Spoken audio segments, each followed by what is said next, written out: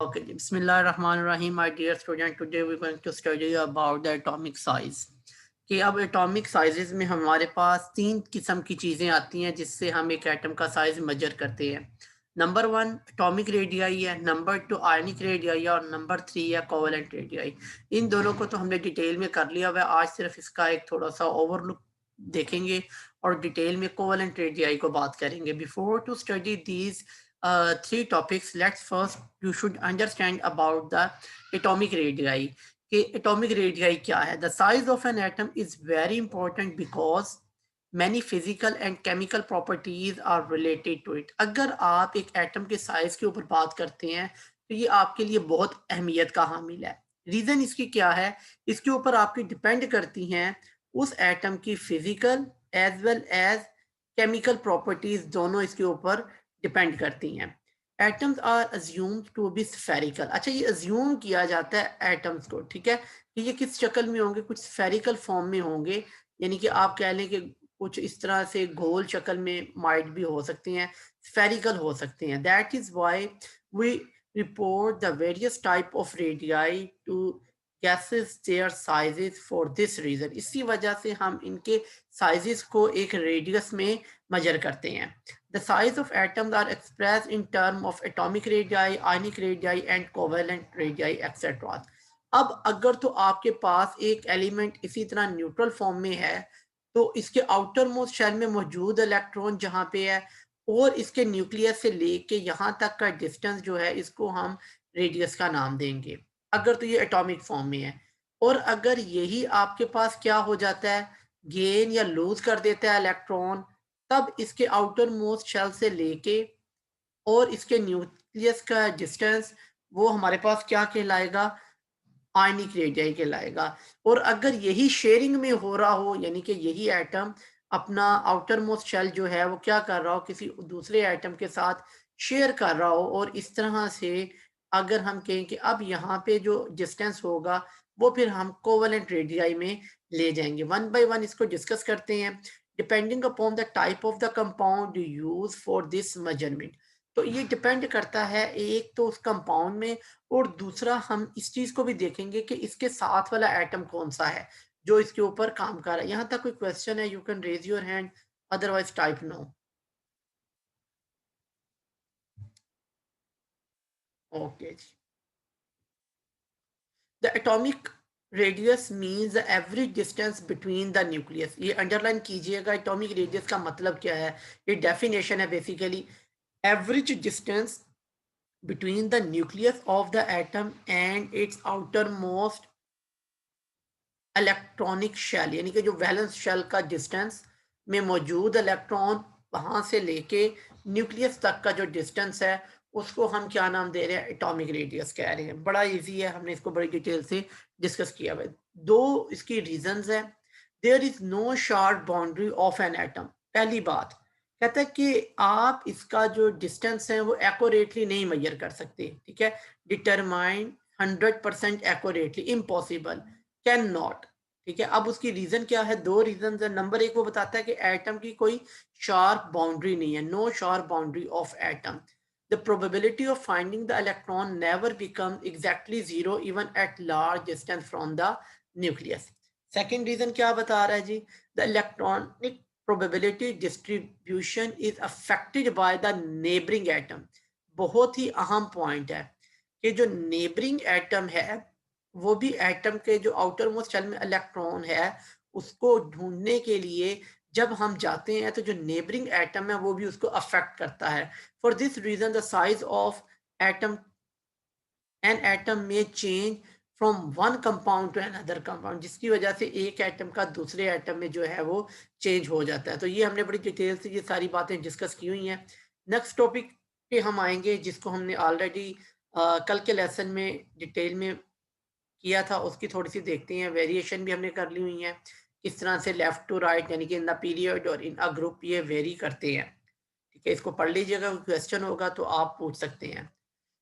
उसके बाद हमने कल डिस्कस किया था वो था आयनिक रेडियाई, कि आयनिक रेडियाई क्या है या आयनिक रेडियस के बारे में बता रहा है। ये सबसे पहले डेफिनेशन लिखी हुई है, अंडरलाइन कर रहा हूँ, वैसे भी इन्होंने इसको हाईलाइट किया हुआ है रेड से। The ionic radius of an ion is the radius of the ion while considering it to be a spherical shape. यानी कि जब एटम क्या करे, इलेक्ट्रॉन गेन या लूज करे, उस वक्त ये कम बन जाएगा, आयन बन जाएगा। उस वक्त इसका जो रेडियस होगा of the ion while considering it is in a spherical shape, और आप इसको क्या कंसीडर कर रहे हैं कि ये एक स्फेरिकल शेप में है। The ionic radius of some ion in pm are given in table 6.2 में ये बताया गया है। The ionic radius of a cation is smaller, underline कीजिएगा कि अगर आपके पास एक एटम आयन बन गया है, कौन सा आयन, केटाइन बना है, यानी कि उसके ऊपर क्या चार्ज आ गया, पॉजिटिव चार्ज आ गया, तो वो अपने एटॉमिक रेडियस से क्या हो जाएगा, छोटा हो जाएगा। Very easy to understand. कैसे, ये देखिएगा। मिसाल के तौर पे ये आपके पास एक न्यूट्रल एटम है, ठीक है, आउटर मोस्ट शेल में इसके एक इलेक्ट्रॉन है। अब ये इसका न्यूक्लियस है। इस एटम ने क्या किया, इलेक्ट्रॉन लूज कर दिया। लूज करने के बाद, वेलकम मास, वेलकम माय डियर, बड़ी देर कर दी, मेहरबान आते आते। चलिए खैर, अब जैसे इसने इलेक्ट्रॉन को लूज किया तो क्या हुआ, इसका जो आउटर मोस्ट शेल में इलेक्ट्रॉन था वो निकल गया। अब वो इलेक्ट्रॉन निकलने से जो इसका न्यूक्लियर चार्ज था वो इंक्रीज हो गया। इंक्रीज कैसे हुआ, आपको पता है कि number of electrons are equal to number of protons, minus charge plus charge. अब इलेक्ट्रॉन निकलने के बाद इलेक्ट्रॉन्स की तादाद कम होगी, डिक्रीज होगी, और प्रोटॉन इंक्रीज कर गए। इसका मतलब है न्यूक्लियर चार्ज बढ़ गया, और जो बाकी के इलेक्ट्रॉन है उनको इन्होंने क्या किया, न्यूक्लियस ने मजीद अपने करीब कर लिया, जिसकी वजह से अब आपका जो केटाइन बना, यानी कि पॉजिटिव आयन बना, उसका साइज क्या हो गया, स्मॉल हो गया। किससे स्मॉल हो गया, देन द एटॉमिक रेडियस, जो पहले ये एटम का रेडियस था उससे अब आपके केटाइन का साइज कम हो गया, of the element from which it is derived. यहां तक कोई क्वेश्चन है, you can raise your hand, otherwise type no. Everyone quickly. जी sir, you can ask. Sir ji, जब कोई एटम इलेक्ट्रॉन लूज करते हैं तो उस पे पॉजिटिव चार्ज आता है, उसे कहते हैं केटाइन। जी, जब वो इलेक्ट्रॉन लूज कर देगा, किसी को दे देगा, तो उसका पूरा शेल खत्म नहीं होगा सर? पॉसिबिलिटी है। अब देखेंगे, क्वेश्चन आपने बहुत अच्छा किया। लेट्स सपोज आपका ये एटम था, लेट्स सपोज इसके आउटर मोस्ट शेल में 7 इलेक्ट्रॉन है, ठीक है, फॉर एग्जांपल। अब 7 में से 7 के 7 आपको पता है मैक्सिमम 8 आ सकते हैं, 1 2 3 4 5 6, और ये 7 एक इसने लूज कर दिया। अब वो लूज करने की वजह से बाकी इसके पास 6 मौजूद हैं, शेल खत्म नहीं होगा।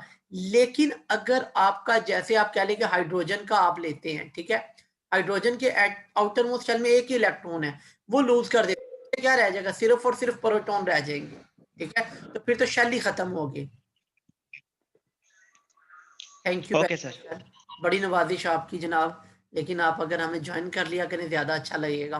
खैर कोई बतला नहीं बेटा। ओके, नेक्स्ट है, अब हम इसका रिवर्स जाने लगे हैं। रिवर्स में क्या होगा, हम इस इक्वेशन को उल्टा कर देते हैं यहां से। इसमें आपके पास एनायनिक रेडियाई की बात करेगा, ठीक है। अब इस एटम में हम एक इलेक्ट्रॉन और डाल देते हैं, ठीक है, ये अब इसका रिवर्स है।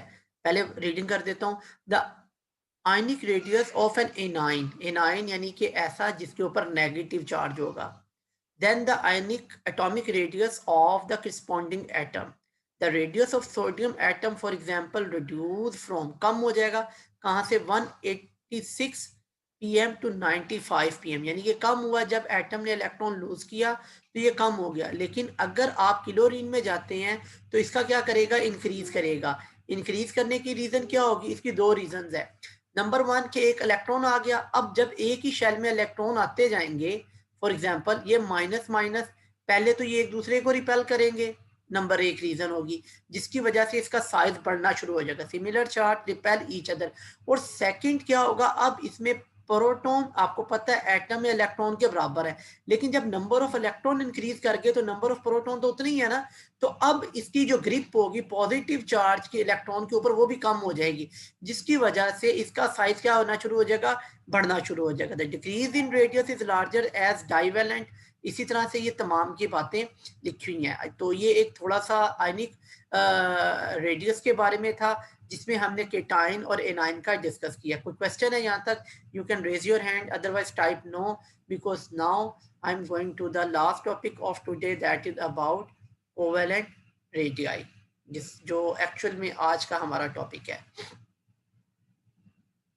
Okay, well done. Thank you.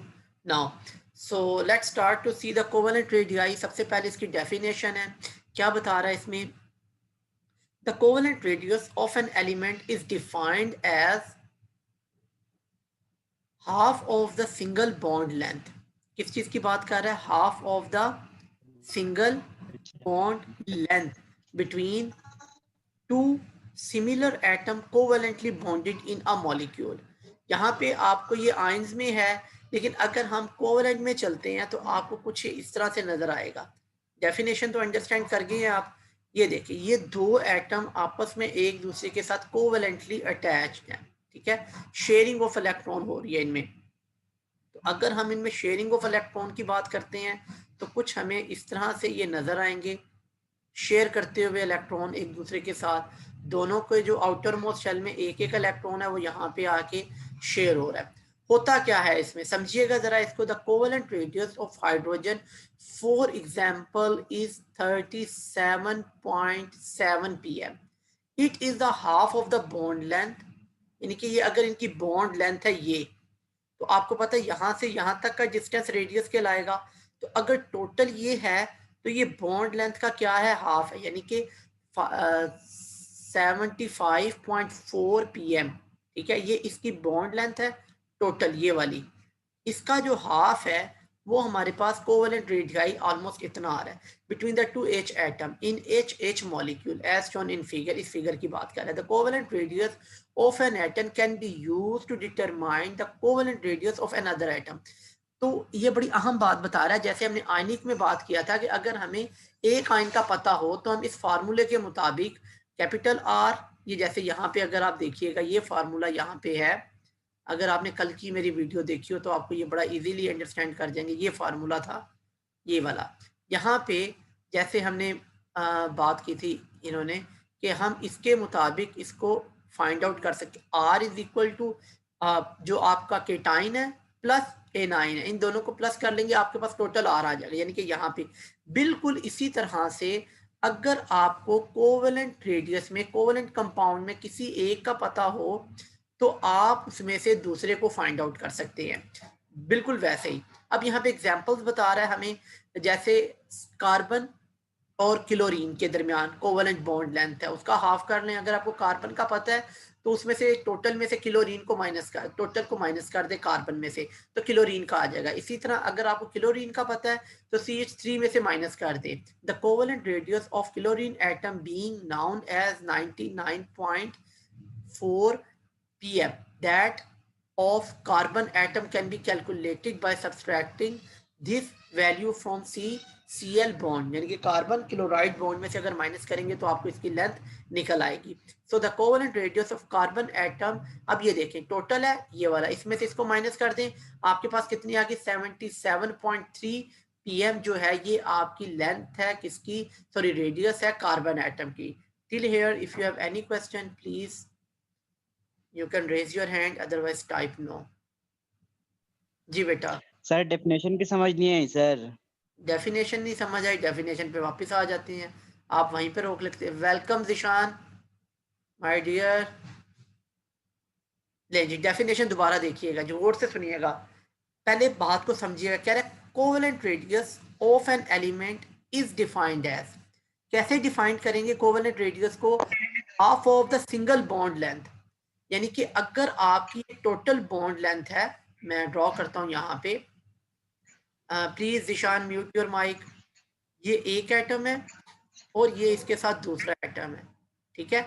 अब ये इसके दरमियान एक लाइन में ड्रॉ करने लगा, ये लाइन यहाँ से लेके यहाँ तक, ये बॉन्ड लेंथ है एक न्यूक्लियस के एटम के दूसरे न्यूक्लियस तक का। इस बॉन्ड लेंथ का जब आप हाफ करेंगे, ठीक है, ये half of the single bond length between two similar atom. Condition क्या लगा रहा है आपके पास, क्या होने चाहिए आपके पास, similar atom covalently bonded in a molecule, कि वो दोनों एटम एक जैसे हों और कोवेलेंटली बॉन्डेड हो in a molecule. Let's see here, ये देखें, ये यहाँ पे हाइड्रोजन हाइड्रोजन सिमिलर एटम है, ये दोनों कोवेलेंटली अटैच है, ये इसकी बॉन्ड लेंथ है, इसकी बॉन्ड लेंथ का आपने सर क्या कर दिया, हाफ कर दिया, ये इसकी बॉन्ड लेंथ का हाफ है, that is known as covalent radius और कोवेलेंट रेडियाई। जी बेटा, यहां तक कोई क्वेश्चन है या अभी भी कुछ कंफ्यूजन है? क्लियर है? नो सर जी। क्लियर नहीं है? यस क्लियर है क्लियर, सर। क्लियर, अल्हम्दुलिल्लाह। अच्छा जी, लास्ट पार्ट है अब इस टॉपिक का और हमारा फिर ये वाला टॉपिक भी खत्म हो जाएगा आज का। तो let's see this one in detail. The variation of covalent radii in group and period is almost the same as the atomic radii। बिल्कुल वैसे ही है जैसे atomic radii में वेरिएशन आती है, since energy changes are involved in the bond formation। सिर्फ क्या होता है, एनर्जी चेंज हो रही होती है बॉन्ड फॉर्मेशन में। So thermodynamic properties of elements need to be discuss before understand the chemical bond. इससे पहले कि हम नेक्स्ट टॉपिक पे जाएं बॉन्ड को डिस्कस करने के लिए, हमें क्या अंडरस्टैंड करना चाहिए, हमें इसकी थर्मोडायनेमिक्स यानी कि एनर्जी किस तरह से आती है और निकलती है और फिर जाके बॉन्ड बनता है। So that is today's topic. इंशाल्लाह tomorrow we will discuss about the main topics like ionization energy, electron affinity, and electron negativity. Now I'm going to stop the recording. ये आज